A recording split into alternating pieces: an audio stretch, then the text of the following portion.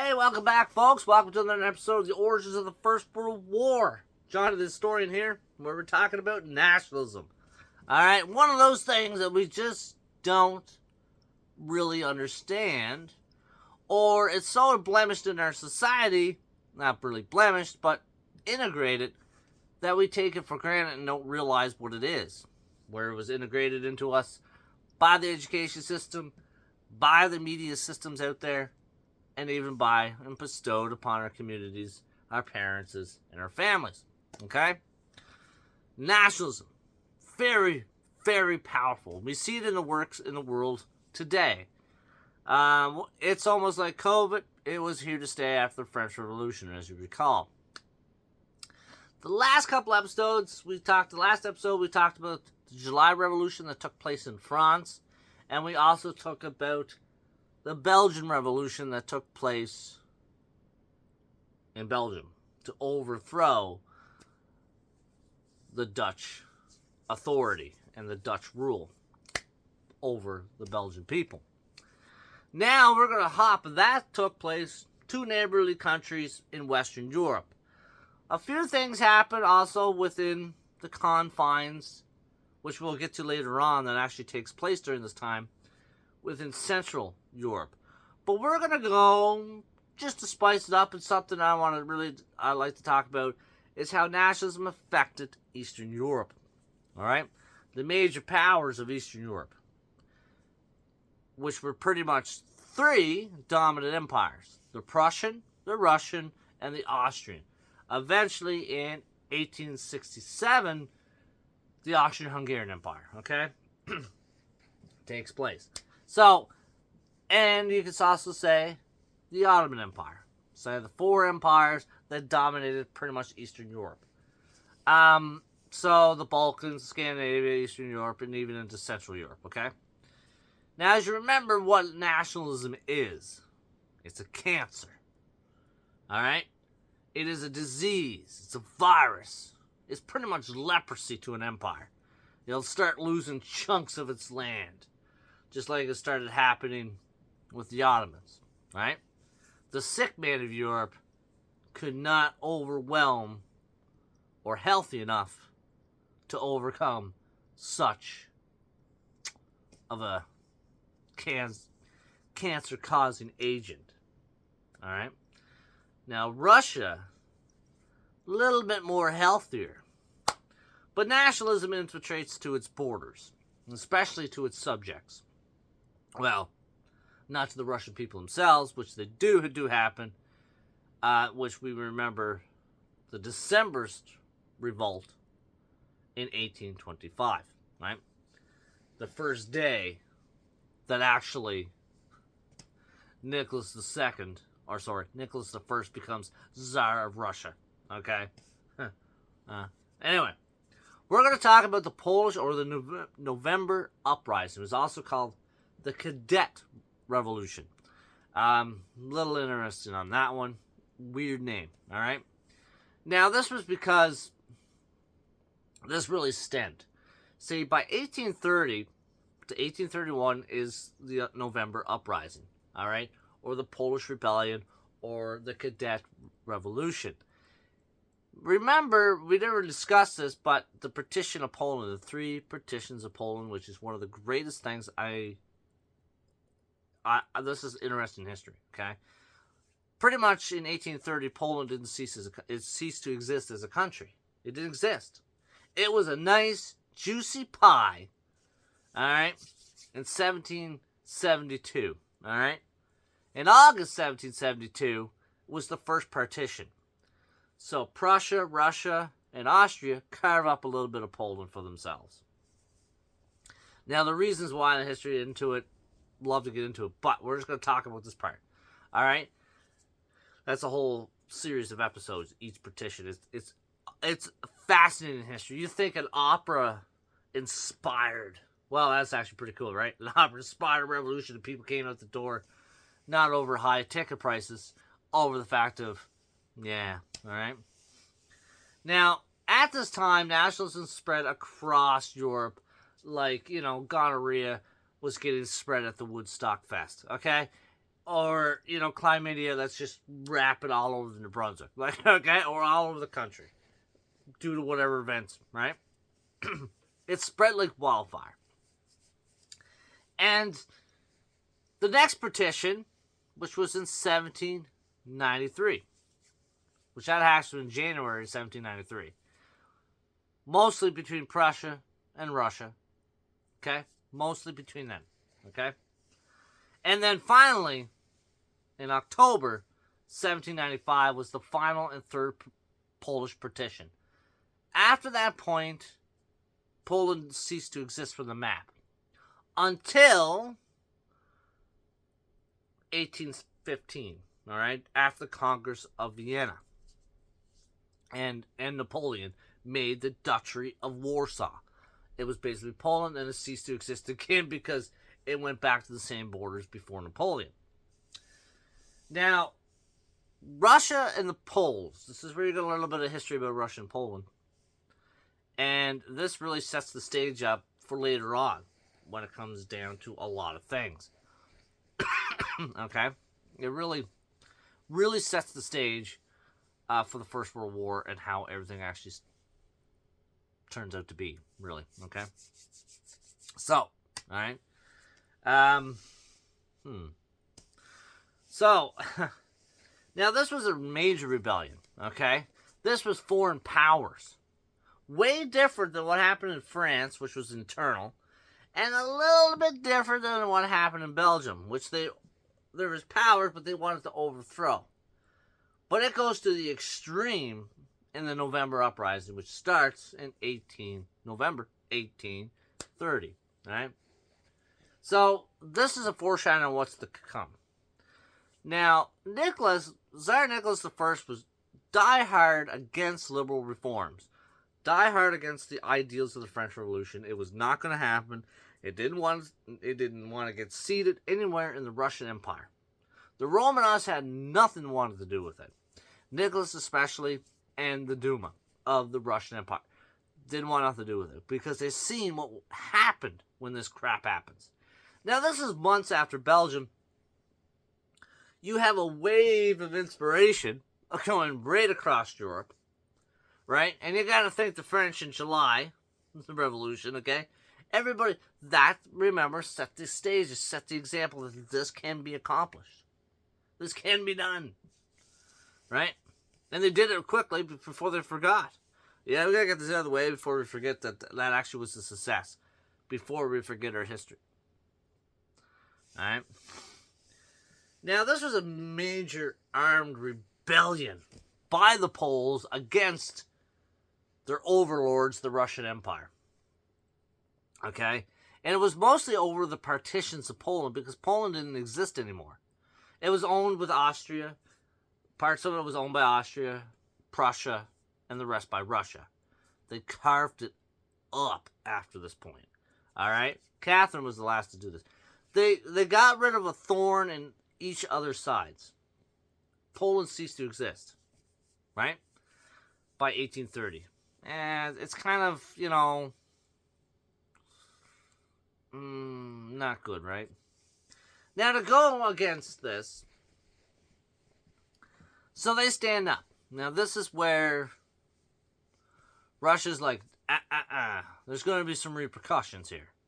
There's going to be long-lasting repercussions that we actually still face today. The relationship between Russians and Poles, they don't like each other. It's a long, drawn-out history. One blames the other. Typical sitting in a council meeting at a marriage counseling session. It was my wife. It was my husband. It was my wife. It wasn't me. It was him. It was the husband's fault. Remember, we always get this stuff in life. Alright? So, now the origins of the breakout itself, alright, is pretty simple when it comes to the November Uprising in Poland. The main causes that fueled such escalation against Russia was its violations, alright? Because after the Congress of Vienna in 1815, a constitution was formed for the Congress of Poland, alright? But the thing is, there was a lot of censorship and a lot of activity, especially by the secret police from Russia. Russia is notorious from that ever since Ivan the Great established such a system within the Russian social conscience, which still exists today. Once it's there, it's like a boil. But a boil does eventually go away, but it takes a lot of time. Alright? So, this is where I love this revolution. There's a lot of fascinating figures that actually come out of this. Alright? A lot. Now, Tsar Nicholas I planned to use the Polish army within Europe and within his own nation, throughout their own empire, to suppress even other Poles, their own people, to use the Polish army against Poles. Well, he wanted to use the Poles too against the revolutions that were taking place in Belgium and France, and Nicholas was very clear about this, Nicholas I, and we're not going to let the seeds of liberalism and nationalism destroy the old world order, all right? The conservative values must be stowed. Now, you're seeing a movement now in Europe where the conservative values are coming back. Now, I want you to recall from the 1830s to now why the shift went like this. Why can't it just, plateau? Why can't it just flatline? Which this is actually good in the sense flatline. Or it's just like a little waves. It's okay. But not these big tidal waves and movements between conservatism and liberalism. And everything in between, the right, the left. This is all taking place. Product of one's environment.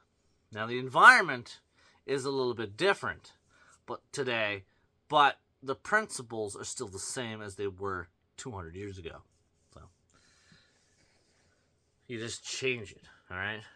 I got shot. The only difference is back then I got shot with an arrow, but I still got shot today.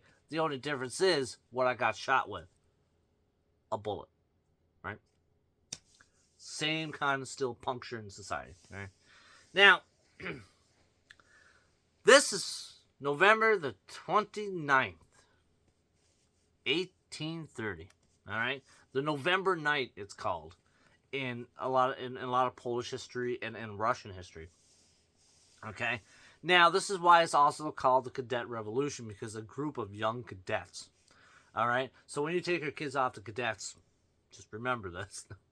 just okay. Now they attacked the Belder Palace, okay, which was in Warsaw. All right, they attacked it.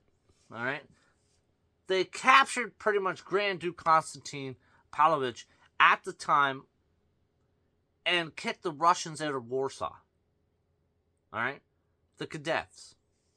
All right, the rebellion spread across the city against the Russian occupier. All right. And the civilian population, eventually with the cadets, rose up, took the Russians out of Warsaw. Kicked them right out of Warsaw. Without any issue. Okay? Now, by the time this happened, word did get to Moscow and St. Petersburg, but it did get to Nicholas I. What? I wanted this stuff to happen outside of my borders and to suppress it. Not within my borders. Uh-oh. The empire's a little... We're sick. Now the difference is, are they going to fight it off? Now, they do fight it off. Well, somewhat. Okay?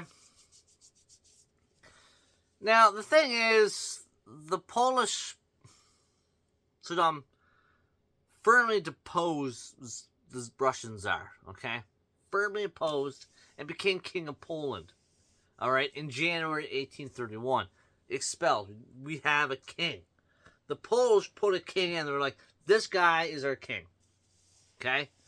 This was a full-scale war for sovereignty. And they were going to do nothing at any expense to make it happen. Okay? They were going to go all the way to make this happen. Okay? There's two major battles that actually take place. One takes place in February 1831, and the other one is in May 1831. Two major battles. Now, I can't really pronounce the names that good today, which I feel terrible as a historian.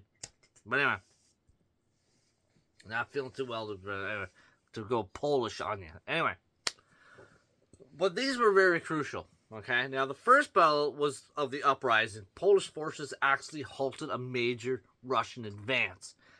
This is the one that takes place in February the 25th. Now, the thing is, this was huge. We beat the Russian bear. We beat one of the largest armies in the European theater.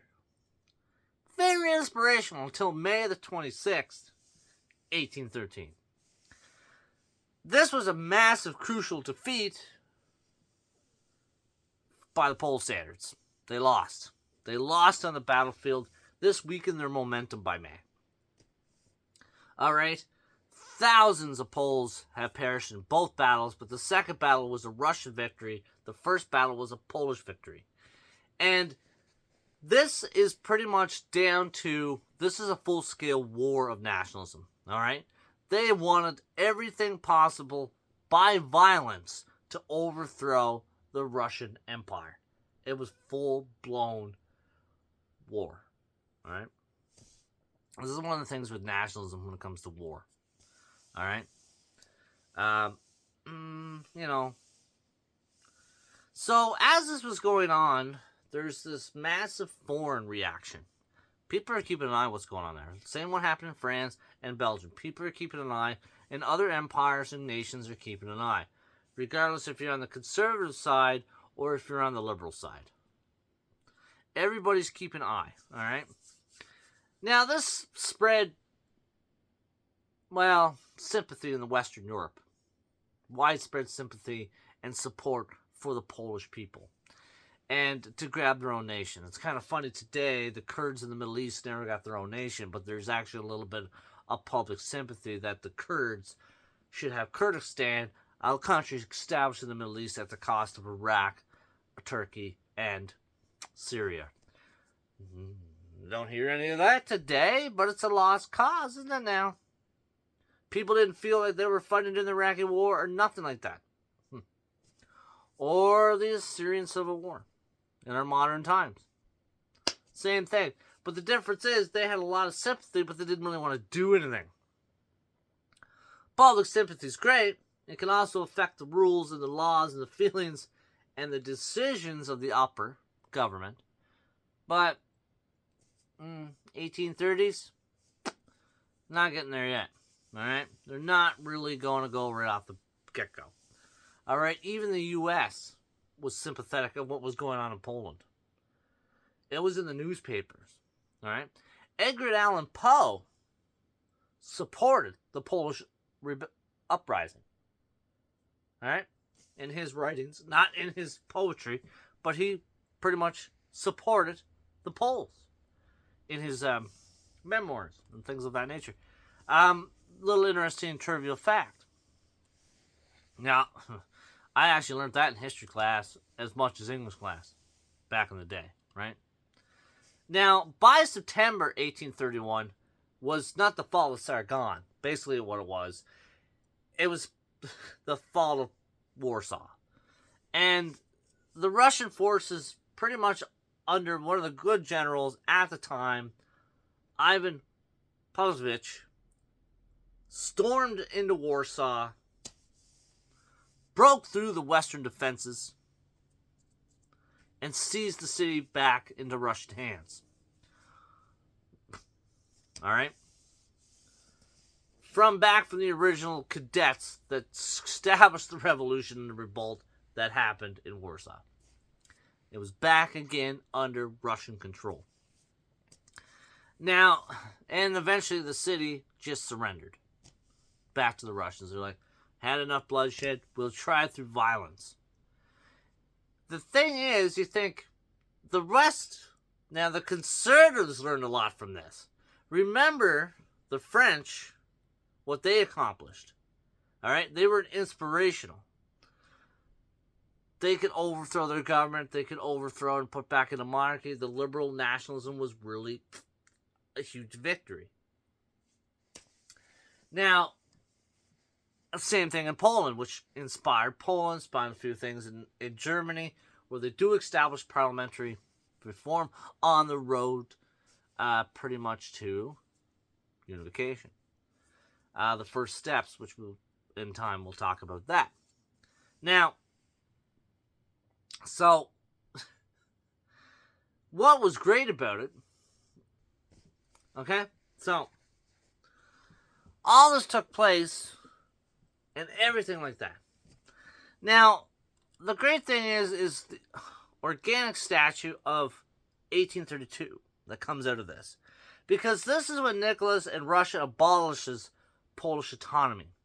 Alright? And I want you to keep in mind, probably didn't explain it clearly enough after the Congress of Vienna, where Poland established its own autonomy within, like Quebec within Canada, within the Russian Empire. Alright? It had its own autonomy, but both rulers, and one was Russia. Okay?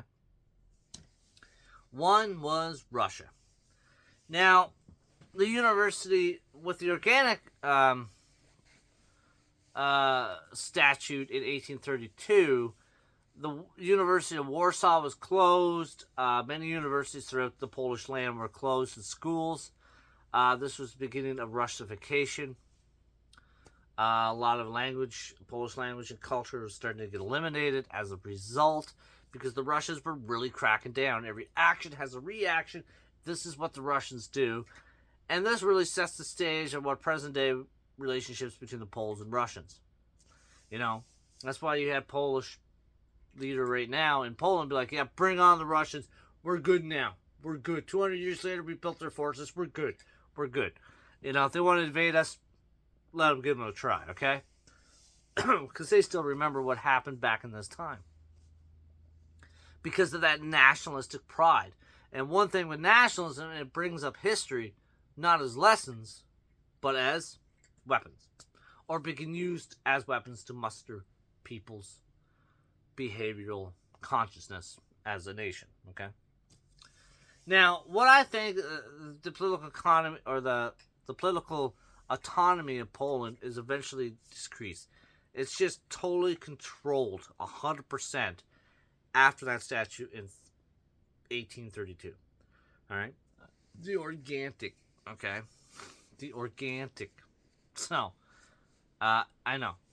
Now, that pretty much ends the whole concept of the Congress of Vienna, is what it establishes the Congress of Poland ceased to exist. It did have an autonomy and just a Russian ruler. Now it was just a Russian ruler. That's all it was. Cats. You gotta love cats, right?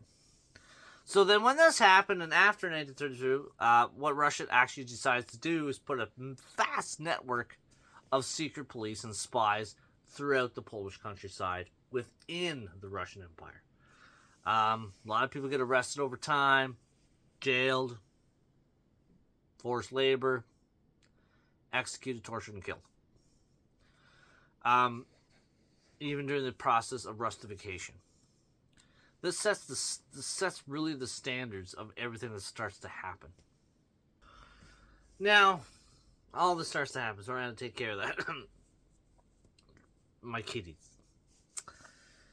You watch them off, and anyways. So, now, online, right? And I'm only recording once. So, I don't have time to do it twice. Not about, you know what I mean? Retakes and reaction. I'm not Hollywood here, folks. Alright, I'm just a historian. Now, one thing, and I love to get right into the uprising, the November uprising, because there's so much to it and really affects Russia as a society. And it really sets the Russian Empire up for a lot of problems that eventually turn into during the First World War, especially with Poland. All right, especially when the establishment of the Eastern Front happens. Because the Poles themselves at this point still don't have a nation. Poland will not exist until after 1914, beyond this point. Almost 100 years. So, and when you think about it, through those 3-4 generations tops, still survives, right? It's like the Greeks. For hundreds of years dominated by the Ottoman Empire, but they still remembered they're Greek, not Ottoman. They're Ottoman subjects, but they're Greek human beings, kind of concept, right? They're Greek at heart and by blood. All right, which is a really good book, by the way. This is a good one. The Balkans. Nationalism, War of the Great Powers. This takes place in Napoleon right up till present day. All right? Pretty much, just by the title of that book, you can imagine pretty much up to 2012. Yes, 2012 in that book. How everything starts to be. Now, for the Polish rebels, there's a lot of mottos of sense of nationalism. They fought for their own independence. We fight for our own independence. If we don't fight for ours, we're fighting for yours as well. And there's a lot of dogma and a lot of simulation and a lot of messaging and logos and expressions that happened during this time. And it stuck really well when it became to Poland, because you're going to see this later on, just before the brunt of the First World War. And the problem is that, in a lot of senses, the Russian flag, the Poles didn't like it. The Poles would wave their flags. They would do the same symbolic things during this entire, but this is a full-scale war where you have armies lined against armies blowing the shit out of each other. All right, on the battlefield, you have major military conflict for independence. And one thing with this, if you see a trend so far up to 1832, is how you deal with nationalism. Is it a warmongering ideal, or is it a more peaceful ideal? All right, what classifies that as full scale? We got to go to war, right? You have a sense of nationalism with even Canada today when it comes to Quebec. They always want their sovereignty, based upon the basic characteristics that you should know by now of nationalism. So they want to become independent. Well, they're already halfway there, right? But they're still a part of Canada. They're not a separate entity at this point. They're not a separate entity. But the same thing with Poland. It had that, but then the Russians, no. In 1832, they said no more. No more autonomy. We rule you 100%. Nothing underneath. All right. Now, but that stayed in the hearts and the minds and the stories and the culture of Poles, even during the period of Russification during this time. All right. The forcing of learning the Russian language and customs and religion with among the Polish Catholics. All right. So all of this is taking place, and it just builds up resentment, bitterment, right? Bitterness and resentment towards the Russian authorities, and not just the Russian authorities, anything to do with Russian entirely. Russia doesn't really tackle this the right way, but they actually do tackle it like an imperial power should tackle it. All right? It's not the most prideful things, in the whole thing. Okay? Now, they don't have a tri-flag flag. There's just a two-colored flag when it comes to the Poles, okay? And they really waved that during the entire war, through the entire rebellion. It became that symbol, that rallying point, that rallying cry for the Poles. Even when they defeated and strongly lost the momentum at the second battle on the field, it still held inspiration. And it was outlawed, even to have such thing. It was even outlawed.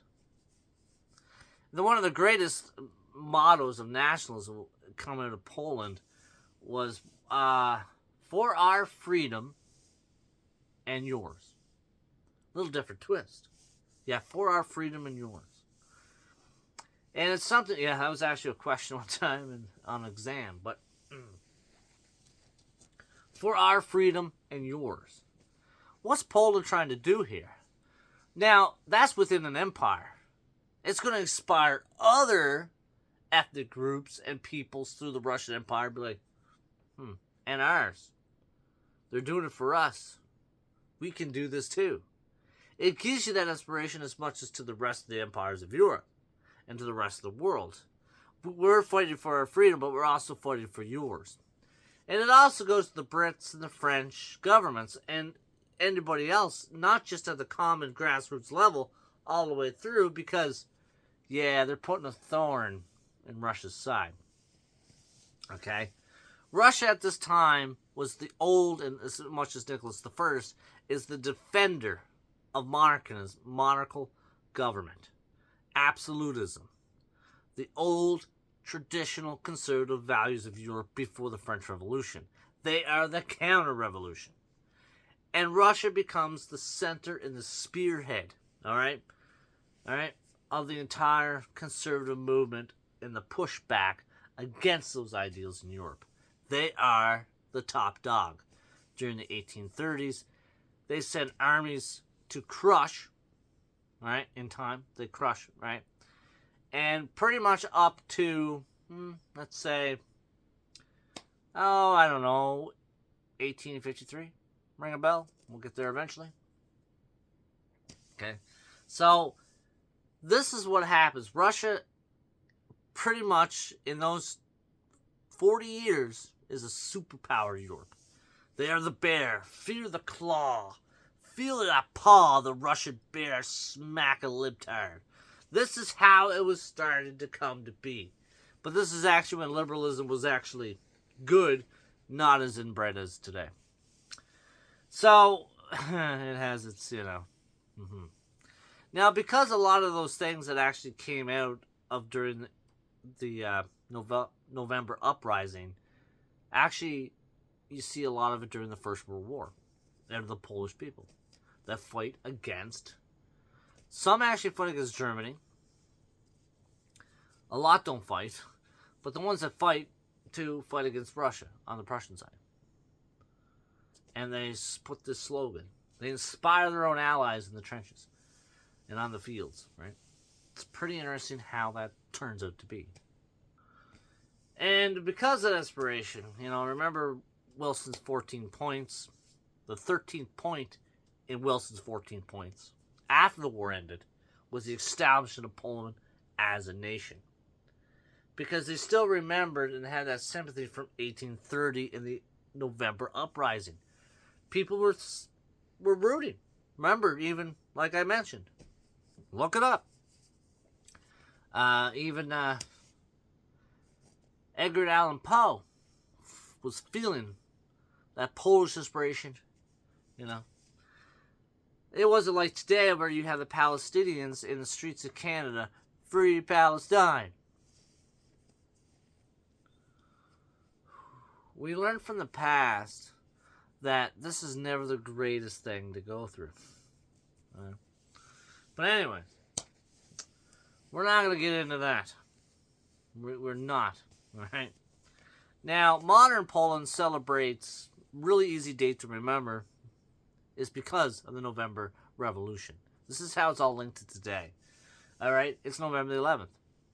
Wait a minute. That's Remembrance Day too, and when the world... Funny thing is, even November, and that's how they remembered. They came out of the First World War, become a nation again. November the 11th, 1918. All right. This marked also the armistice of the First World War. Poland was born, and that's when they celebrate that. And it goes back to pretty much the November nights with those cadets that ran out in the streets to take on the Russians. And they remember that. Poland's an interesting character. I like to say Poland is almost like the cousin to the Russians. They have a whole lot alike. I wish through history, I know in some universe, they are strong and dominating Europe. But either or. Long road of history there. So we're going to wrap this episode with that, with the upper, hopefully learn something, and how nationalism affected this. It affected the decisions of Russia later on, and we'll get to it. And how it inspired Poland to become Poland. And even during and before the First World War. This is not the only rebellion that does not happen in Poland, all right? So Russia really showed that it could crush and had the power of the old conservative values to crush the opposite of the July Revolution in France.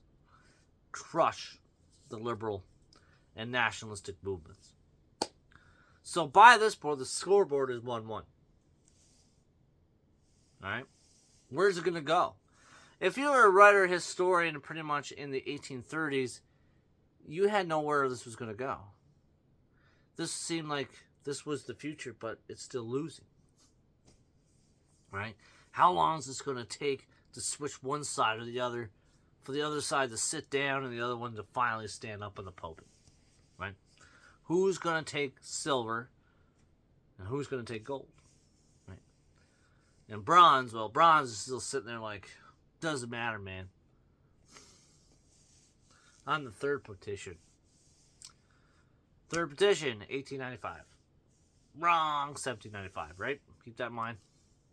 Now, the next episode is going to be pretty much on the Euro Revolution. We're going to discuss in 1848 and how it explodes like gonorrhea at a rock concert. Test results go through the roof of all the countries of Europe at this point, just explode in revolution. And revolts and rebellions and revolutions, overthrowing governments, establishing new governments, overthrowing foreign rulers, gaining their independence, all across Europe. Europe, I call that year is the year that Europe didn't sleep in peace, right? There was no peaceful sleep in Europe that year. But anyway, but it really sets the stage even more towards the First World War, because the things that come out of it, the nationalism that comes out of it. I love to get more. Eventually, I did do a whole series on the November 2 episode. I don't know where it is. That's story. I don't think I didn't upload it, but if I find it, I will upload it. If not, I'm going to do it in another series anyway. And it's pretty cool on how this changes the face of Eastern Europe. And it affects us down the road. So, and during the Second World War. So next thing we're going to talk about in the next series of that. So there's going to be a lot on the next time. I'll try to shorten it. Remember, we don't go fully deep into it. We just look at the nationalistic aspects of these events. And they're all going to piece together up to the war to end all wars and how it causes it. You can start to see it now by the 1830s how this is going to start to happen. But this is all leading up to that pivotal point, which is 1848, right? And plus other things that are going on. But anyways, that's John the Historian. Until next time, keep history real. And for the love of God, I'm going to tell you right now, get it right. Get the history right.